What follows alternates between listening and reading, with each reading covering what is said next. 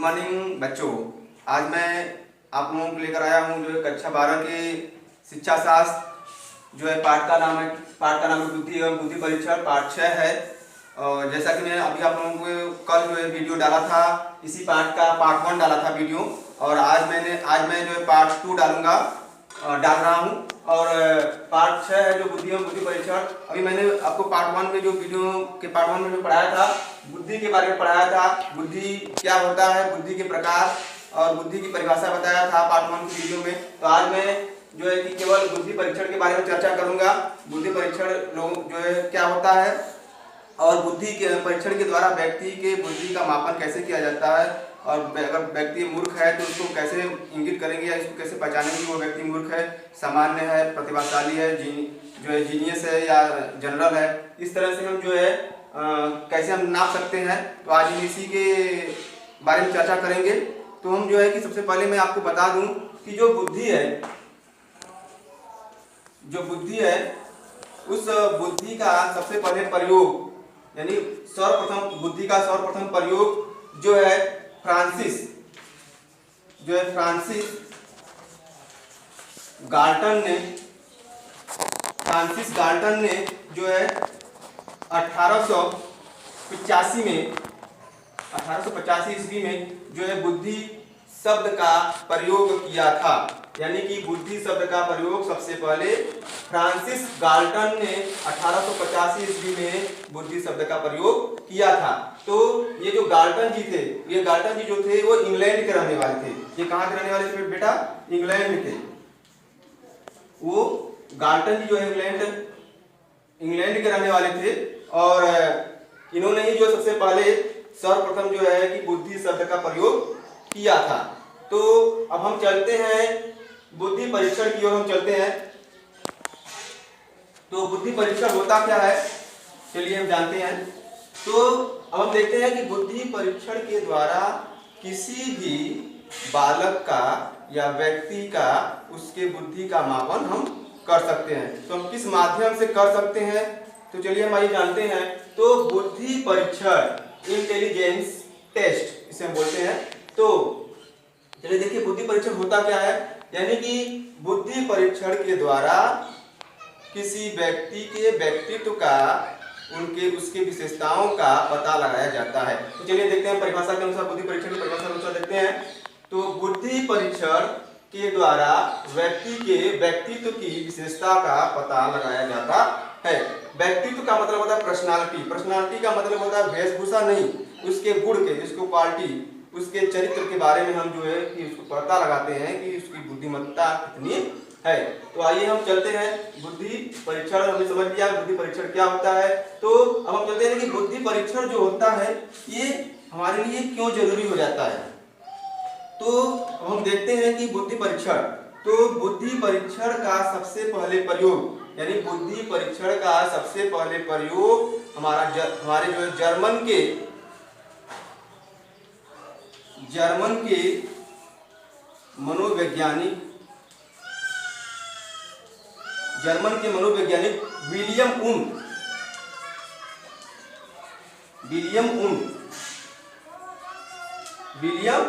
उंड ने जो है 1879 ईस्वी में जो है बुद्धि परीक्षण का जो अपनी प्रयोगशाला में परीक्षण किया था।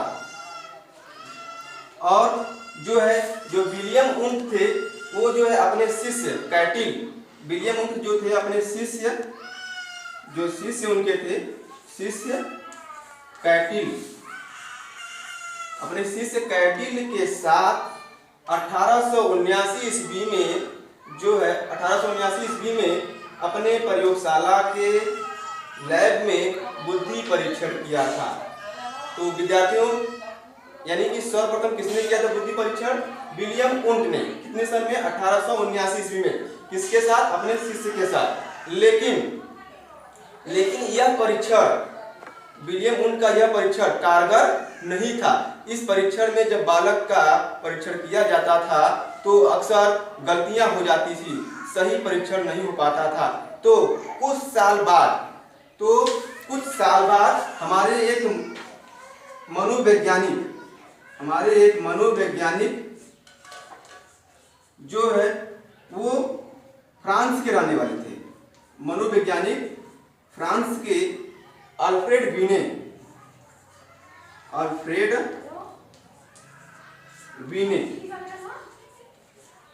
वीने 1905 ईस्वी में जो है बुद्धि परीक्षण का सटीक परीक्षण किया था, यानी बुद्धि परीक्षण का सटीक परीक्षण किया था, यानी सही परीक्षण किया था।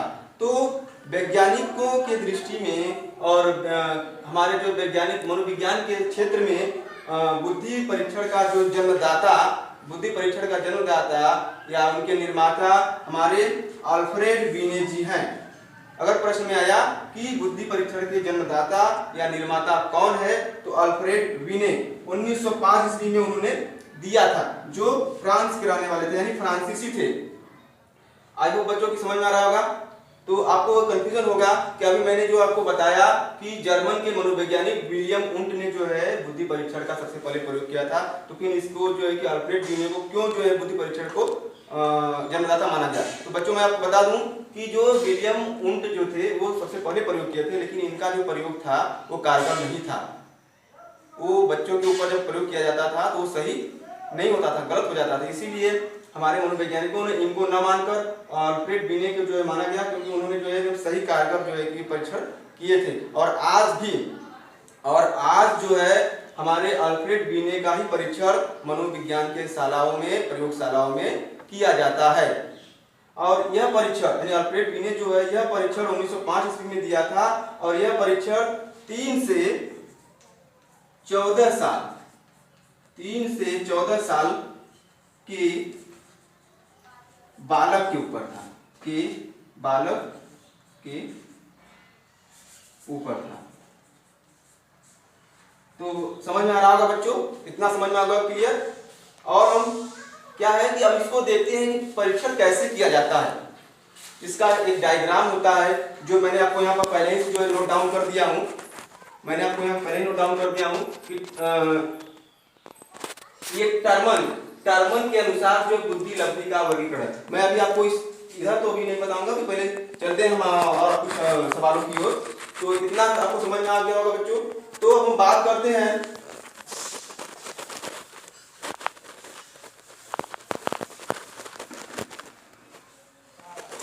और हमारे भारत में सर्वप्रथम बुद्धि परीक्षण 1922 में हुआ था, यानी हमारे भारत में जो है सर्वप्रथम जो बुद्धि का परीक्षण हुआ था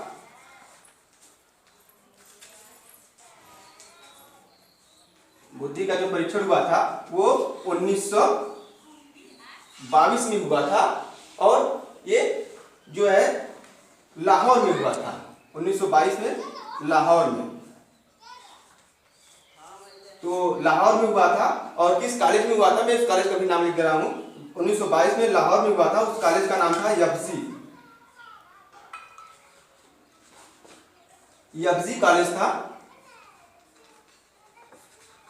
यफ्जी कॉलेज जो लाहौर में पड़ता है। और उस समय जब प्रयोगशाला में मतलब उनका जो बुद्धि परीक्षण हो रहा था, तो उस समय यफ्जी कॉलेज के जो प्रिंसिपल थे वो CH राइस थे। जो प्रिंसिपल थे वो कौन थे? CH राइस, ठीक है, CH राइस थे। आई होप बच्चों आपको समझ में आ रहा होगा इतना बात। तो यानी हमारे भारत में सर्वप्रथम जो बुद्धि परीक्षण हुआ था वो 1922 में लाहौर में हुआ था, यफ्जी इंटर कॉलेज में हुआ था, यफ्जी कॉलेज में हुआ था। तो बच्चों आपको ये भी कंफ्यूजन क्यों हो गया कि लाहौर तो पाकिस्तान में पड़ता है, तो भारत में क्यों बताया गया? तो बच्चों आपको बता दूं कि यहाँ पर सन पर ध्यान दीजिए, सन 1922 है, यानी हमारा भारत जो है आजाद हुआ था 1947 में हमारा भारत आजाद हुआ था। तो आजाद होने के बाद पाकिस्तान एक अलग देश बनाना चाहता था। तो 1947 के पहले जो है वो पाकिस्तान जो था, लाहौर जो था, वो हमारे भारत नहीं पड़ता था। ठीक है, तो इतना समझ में आया। अब हम चलते हैं बुद्धि लब्धि की ओर चलते हैं।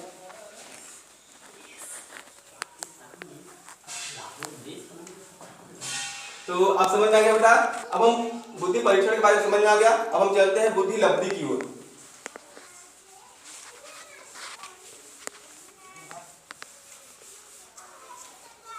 बुद्धि लब्धि की ओर चलते हैं। बुद्धि लब्धि होता क्या है?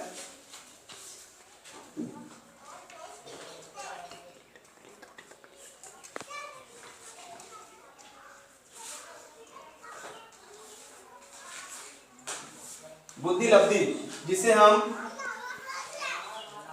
आईक्यू बोलते हैं, जिसे हम क्या बोलते हैं? आईक्यू। मैं अभी समझाऊंगा सबको डिटेल से। तो बुद्धि लब्धि क्या होता है? किसी बालक या किसी व्यक्ति के बुद्धि का मापन करना, मेजरमेंट करना, टेस्ट करना, उसका वही कहलाता है हमारा बुद्धि लब्धि। तो हम चलते हैं। तो जो है बुद्धि लब्धि यानी आईक्यू का सबसे पहले प्रयोग का सुझाव, आईक्यू यानी बुद्धि लब्धि का सबसे पहले सुझाव जो है हमारे जर्मन के मनोवैज्ञानिक स्टर्न ने दिया था। किसने दिया था बच्चों? स्टर्न ने दिया था 1912 में। कब दिया था बच्चों? 1912 में दिया था। और उन्होंने जो है सबसे पहले जो बुद्धि लब्धि का जो है सुझाव उन्होंने दिया था। लेकिन इसमें स्टर्न जी केवल जो है उन्होंने जो है केवल मानसिक और वास्तविक आयु का ही वर्णन किया था। स्टर्न जी जो 1912 में जो है बुद्धि लब्धि जो है कि शब्द का प्रयोग किया था। लेकिन इसमें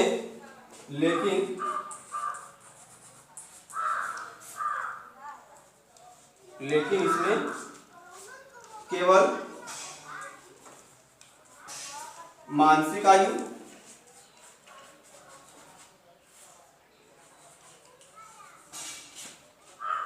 व वास्तविक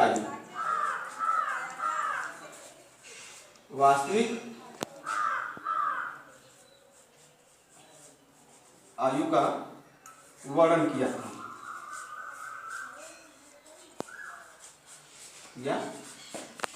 तो बच्चों समझ में आ गया होगा।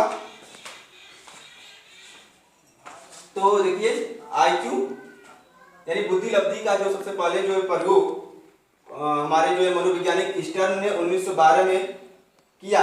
लेकिन इसमें केवल मानसिक आयु और वास्तविक आयु का ही वर्णन किया गया था, जो किसी सूत्र को निकालने के लिए किसी व्यक्ति या किसी बालक का आईक्यू निकालने के लिए इतना काफी नहीं था। तो हम फिर इसके बाद जो है आईक्यू का जो सूत्र था, आईक्यू का जो मेथड था, जो सर्वप्रथम हमारे अमेरिका के टर्मन जी दिए थे। किसने दिए थे? टर्मन। अमेरिका के मनोवैज्ञानिक टर्मन जी जो थे वो आईक्यू का सूत्र दिए, आईक्यू का मेथड दिए, जो 1916 में जो है हमारे टर्मन जी जो है कि आईक्यू का सूत्र दिए।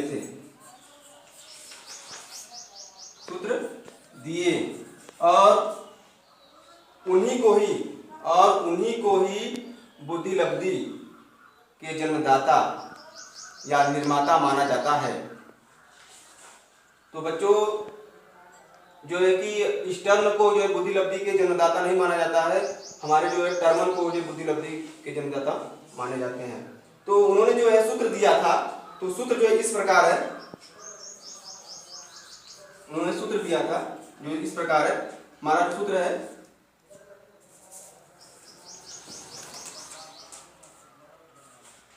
बुद्धि लब्धि इक्वल टू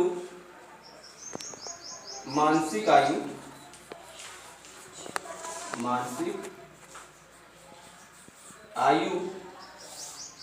बटा वास्तविक आयु।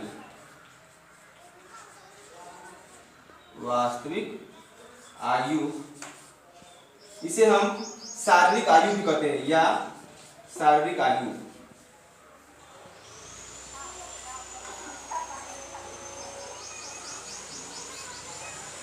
शारीरिक आयु भी कहते हैं, चाहे वास्तविक आयु कहिए चाहे शारीरिक आयु कहिए, एक ही मतलब है।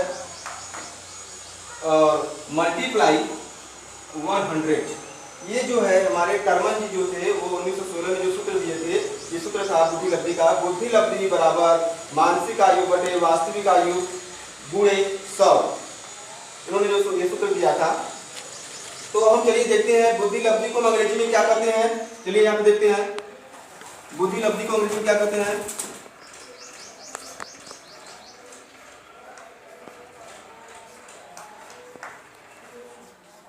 बुद्धि लब्धि को अंग्रेजी में कहते हैं इंटेलिजेंट,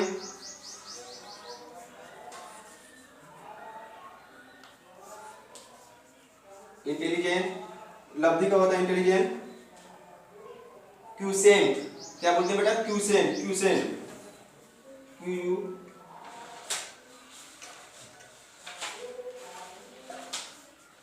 क्यूसेंट, इन बुद्धि लब्धि का जो सूत्र होता है इंटेलिजेंट क्यूसेंट, क्यूसेंट। फिर इसके बाद अब हम देखते हैं मानसिक आयु। मानसिक आयु को हम अंग्रेजी में क्या कहते हैं, मानसिक आयु, मानसिक आयु को हम अंग्रेजी में क्या कहते हैं, जो है मेंटल एज, क्या बोलते हैं, मेंटल एज, मेंटल एज। समझ में आया बेटा। तो इसके बाद हम देखते हैं वास्तविक आयु। वास्तविक आयु, वास्तविक आयु को हम बोलते हैं क्रोनोलॉजिकल एज, क्या बोलते हैं, क्रोनोलॉजिकल एज। तो क्रोनो,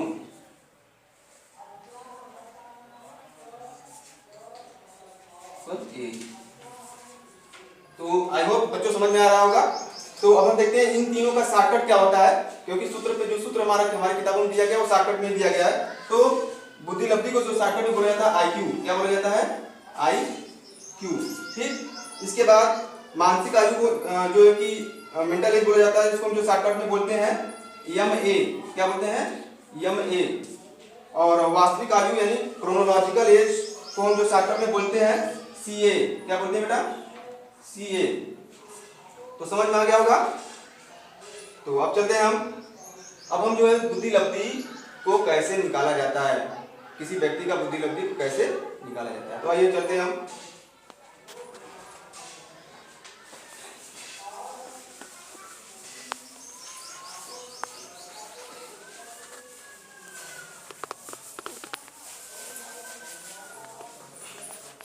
तो बुद्धि लब्धि निकालने के लिए हम जो है एक डायग्राम होता है, जिसके एक नियम बनाया गया होता है हमारे टर्मन के अनुसार। टर्मन जी जो थे वो बुद्धि लब्धि निकालने के लिए एक सूत्र दिए थे, जो है कि इस तरह से बनाया गया है।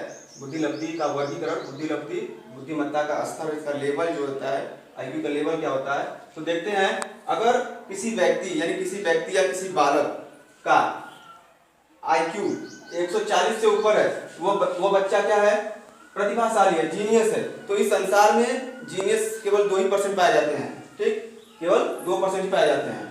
फिर इसके बाद अगर किसी बालक का आईक्यू 120 से 140 है के बीच में है, तो वो प्रखर बुद्धि है, थोड़ा सा प्रतिभाशाली से थोड़ा सा स्लो है, जो है पाया जाता है। तीसरा 110 से 120 अधिक सामान्य होता है, यानी सामान्य से ऊपर थोड़ा होता है। 90 से 110 रहेगा उस बालक का बुद्धि लब्धि। तो मंद बुद्धि, अल्प बुद्धि सीमा पर होता है। ठीक है, वही